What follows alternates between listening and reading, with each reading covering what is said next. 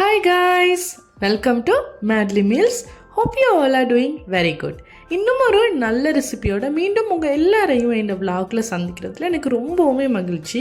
எல்லாருமே happy new இயரை நல்லபடியாக celebrate பண்ணியிருப்பீங்கன்னு நான் கண்டிப்பாக நம்புகிறேன். ஸோ உங்கள் எல்லாருக்குமே one more time happy new year. So இன்றைக்கி நாங்கள் ஒரு சூப்பரான கைஸ் பட்டர் கேக் ரெசிபி தான் பார்க்க போகிறோம்.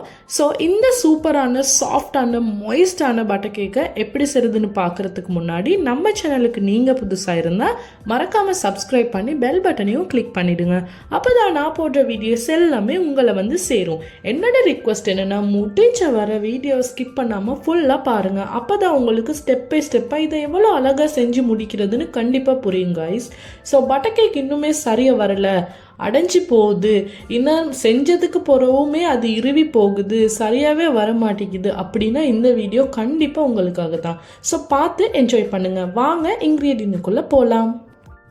ஸோ அதுக்காக பார்த்தீங்கன்னா முதலாவதாக நான் என்ன எடுத்திருக்கேன்னு பார்த்தீங்கன்னா 350 கிராம் சுகர் எடுத்து வச்சிருக்கிறேன்.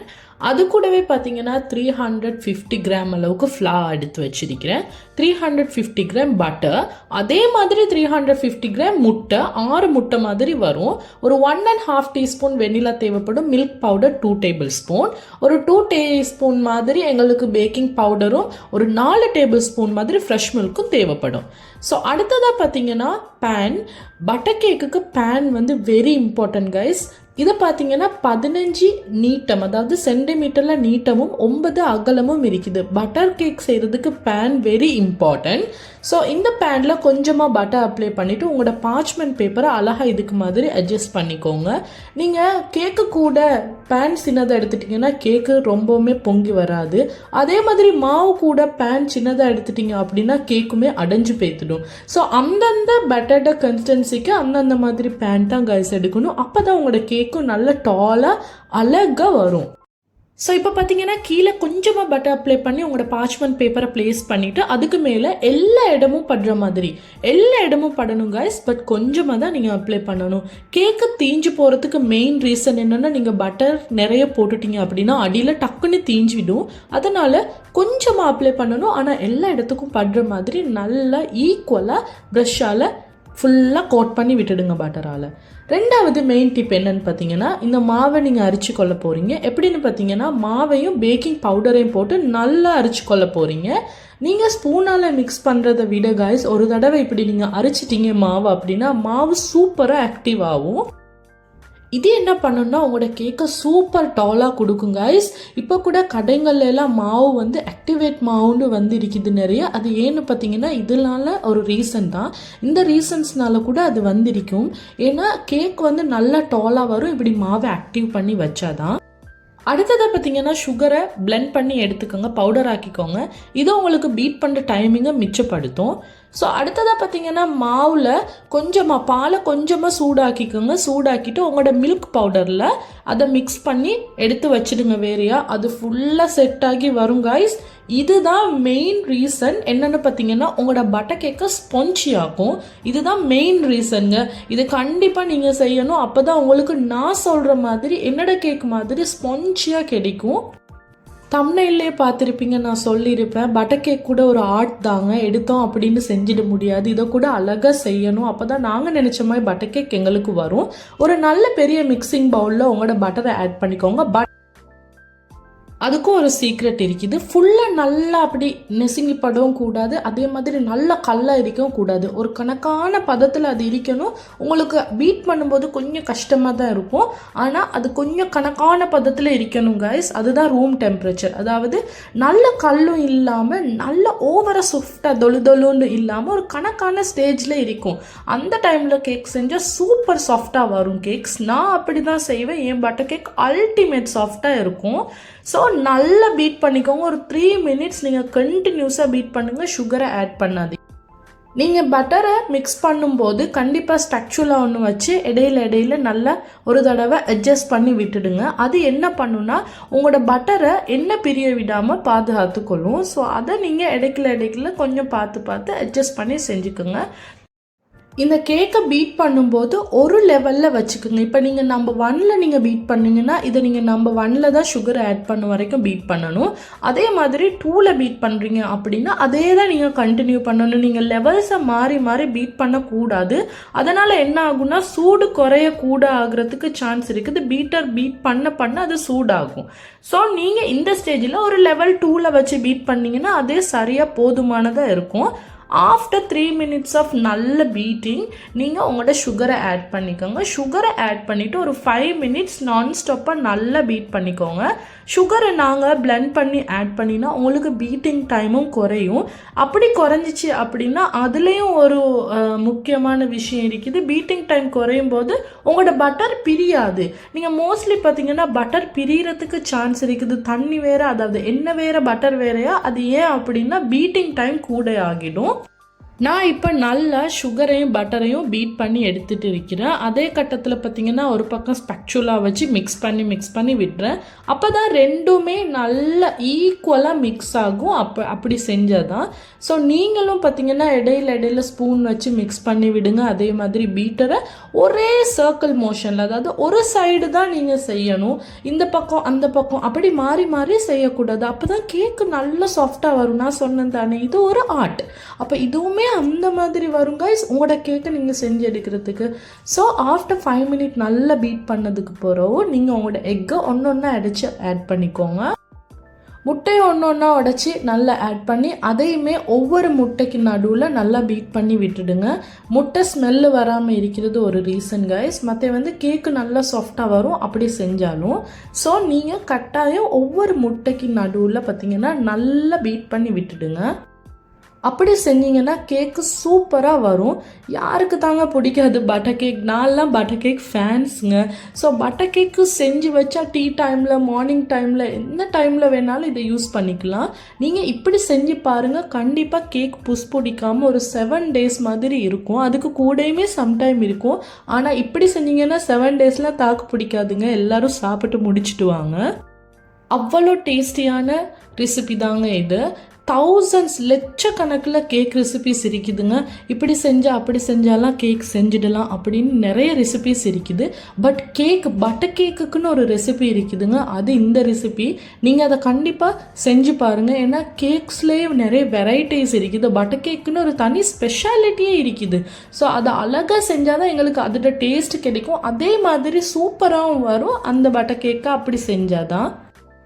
ஸோ வீட்டில் செஞ்சு பாராட்டு வாங்குறதுனா யாருக்கு தான் பிடிக்காது? ஸோ கண்டிப்பாக நீங்கள் இதை ட்ரை பண்ணி பாருங்கள். இந்த தடவை கேக் உங்களுக்கு மிஸ்ஸே ஆகக்கூடாது. அதே மாதிரி நீங்கள் செஞ்சு கொடுத்ததுக்கப்புறம் எனக்கு கண்டிப்பாக கமெண்ட்டில் சொல்லுங்கள் இது சூப்பராக வந்துச்சு அப்படின்னு. ஸோ நான் எல்லா முட்டையுமே நல்லா போட்டு ஃபுல்லாக பீட் பண்ணிட்டேன். அதுக்கப்புறமா பார்த்தீங்கன்னா ஒரு 1.5 teaspoon வெனிலா எசன்ஸ் சேர்த்துட்டேன். நீங்கள் நிறைய சேர்த்துக்க வேணாம். வெனிலா எசன்ஸ் சம்டைம்ஸ் ஸ்மெல் வரத்துக்கு சான்சஸ் இருக்குது. நல்ல வெனிலா எசன்ஸ் எடுத்துக்கோங்க. அப்போ தான் அது உங்களுக்கு அளவான ஸ்மெல்லை கொடுக்கும். ஸோ முட்டையும் வெண்ணிலாவும் போட்டு நல்லா நல்லா பீட் பண்ணதுக்கப்புறமா மாவை கொஞ்சம் கொஞ்சமாக ஆட் பண்ணிக்கோங்க. மாவை ஆட் பண்ணும்போது கையால் மிக்ஸ் பண்ணிக்கோங்க. பீட்டர் இதுக்கு பிறகு யூஸ் பண்ண வேண்டாம். அதுவுமே ஒரு முக்கியமான குறிப்பு தாங்க. கையால் மிக்ஸ் பண்ணுறது கூட ஒரு முக்கியமான குறிப்பு தான். நீங்கள் ஏழுமான அளவுக்கு கேக் பேட்டரை அடிக்கிறத குறைச்சிக்குங்க. இந்த டைமில் பார்த்தீங்கன்னா உங்களோட அவனை 180 செல்சியஸில் 20 நிமிஷம் ப்ரீஹீட் பண்ண போட்டுடுங்க. அதுக்கு கூட குறைய போடாதீங்க. அதுதான் சரியான டைம். சம்டைம் உங்களோட அவனோட சூடு வித்தியாசமாக இருக்குது அப்படின்னா 200 வரைக்கும் போங்க. அதுக்கு கூட போயிட்டுட வேண்டாம். ஸோ கையாலேயே நல்ல மாவை கொஞ்சம் கொஞ்சமாக போட்டு ஒரே சைட்லேயே மிக்ஸ் பண்ணிவிட்டு வாங்க. மிச்சம் ஓவராக மிக்ஸ் பண்ண போகாதீங்க. நல்ல மாவை ஃபோல்ட் பண்ணி நல்லா மிக்ஸ் பண்ணி விட்டுடுங்க. மாவை கொஞ்சம் கொஞ்சமாக போட்டு நல்லா மிக்ஸ் பண்ணினதுக்கு அப்புறமா ஃபைனல் டச்சாக நீங்கள் இன்னொரு 2 minutes அடிச்சுக்கொள்ள வேணும் மாவை. அது எப்படி பார்த்தீங்கன்னா அதையுமே கையால் தான் நீங்கள் செய்யணும். பீட்டர் நீங்கள் யூஸ் பண்ண தேவையில்லை. இதுக்கப்புறம் பீட்டர் நாங்கள் போட தேவையில்லை. மாவு போட ஸ்டார்ட் பண்ணதுலேருந்து ஃபினிஷிங் வரைக்கும் நீங்கள் கையால் தான் செஞ்சு முடிக்கணும். பாருங்கள், இந்த பேட்டரை சூப்பராக வந்துருக்குது கைஸ். பார்க்கவே சூப்பராக இருக்குது. ஃபைனல் டச்சாக உங்களோட பாலை நீங்கள் இதில் ஆட் பண்ணிக்கோங்க. நாங்கள் பாலையும் மாவையும் மிக்ஸ் பண்ணி வச்சோம் இல்லையா, இது தாங்க உங்களோட கேக்கை சாஃப்டாக வரத்துக்கு ஹெல்ப் பண்ணும். சூப்பர் சாஃப்டாக வருங்க. நீங்கள் இந்த மெத்தடை கண்டிப்பாக ட்ரை பண்ணி பாருங்கள். அந்த மாதிரி வரும் உங்களோட கேக்கு சாஃப்டாக. ஸோ அதையுமே போட்டுட்டு நல்லா மிக்ஸ் பண்ணி விட்டுட்டு ஃபைனலாக 2 நிமிஷம் நீங்கள் பாலை ஊற்றி மிக்ஸ் பண்ணதுக்கப்புறமா ஃபைனலாக ஒரு 2 நிமிஷம் நல்லா கேக்கை பீட் பண்ணி எடுத்துக்கோங்க. நல்லா கேக் பீட் பண்ணக்கூடிய ஒரு ஹெவியான ஆளாக இருந்தால் அவர்கிட்ட கொடுத்து ஒரே சர்க்கிள் மோஷனில் நல்லா பீட் பண்ணி எடுத்துக்கோங்க கேக் ஒரு தடவை.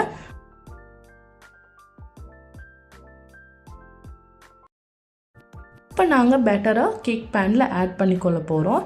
ஆட் பண்ணி நல்லா எல்லா எட்ஜஸ்லேயும் எல்லா கார்னர்லேயும் படுற மாதிரி நல்லா ஈக்குவலாக நீங்கள் இதை ஸ்ப்ரெட் பண்ணி விட்டுடுங்க.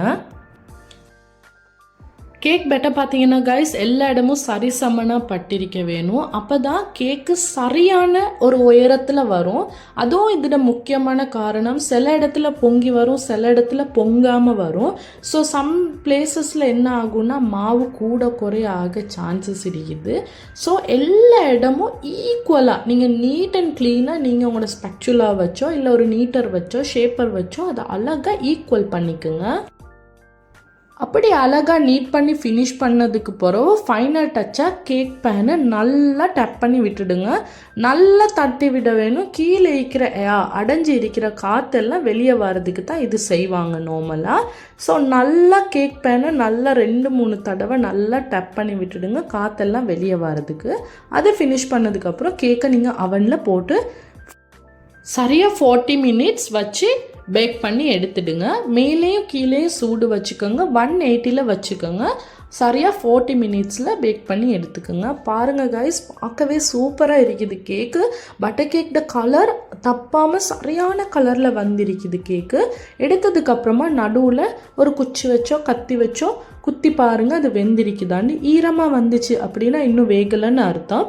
ஈரம் இல்லாமல் ஒன்றுமே இல்லாமல் கத்தி வெளியே வந்துட்டு இல்லை குச்சி வெளியே வந்துட்டு அப்படின்னா அது வெந்துடுச்சுன்னு அர்த்தம். இப்போ நான் கேக்கை அப்சைட் டவுன் பண்ணி இப்போ நான் பின் பகுதியை பார்க்குறேன். பாருங்கள் எப்படி வந்திருக்குது, சூப்பராக வந்திருக்குது கேக்கு. இப்படி தான் இருக்கணும் பின் பகுதியும்.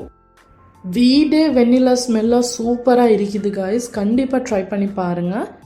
உங்கள்கிட்ட இப்படி யுட்டென்சில் ட்ரே இருந்துச்சு அப்படின்னா நீங்கள் கேக்கை எடுத்த உடனே இதை அப்சைட் டவுன் வச்சுடுங்க. அப்போ மேல் பகுதி இந்த மாதிரி பாக்ஸாக ஒரு அழகான டிசைனை கொடுக்கும்.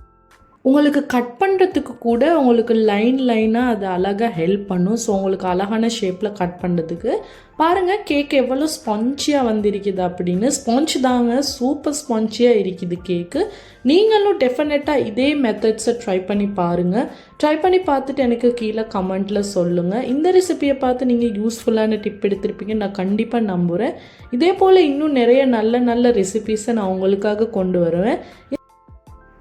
ஸோ நான் கண்டிப்பாக நம்புகிறேன் இந்த ரெசிபியை இந்த தடவை வீட்டில் செஞ்சு எல்லாருக்கும் கொடுத்துட்டு நீங்கள் எல்லோரும் பாராட்டு வாங்குவீங்கன்னு நான் டெஃபினட்டாக நம்புகிறேன். யாருக்கு தாங்க பிடிக்காது, எல்லாருக்குமே விருப்பம்தான். நீங்கள் சாப்பாடு செய்கிறதுல உங்களை அடிச்சுக்கொள்ள ஒரு ஆள் இல்லைன்னு மற்றவங்க கிட்ட எங்களை பற்றி சொல்லும்போது எங்களுக்குமே சந்தோஷமாக இருக்கும். ஸோ இந்த வீடியோ ட்ரை பண்ணி பார்த்துட்டு கீழே கமெண்ட்டில் சொல்லுங்கள். மறக்காமல் சப்ஸ்கிரைப் பண்ணி பெல் பட்டனையும் கிளிக் பண்ணிவிடுங்க. இதே போல் இன்னும் நல்ல ரெசிபியோட நல்ல வீடியோஸோட மீண்டும் நான் உங்களை சந்திக்கும் வரை until then take care. Bye bye.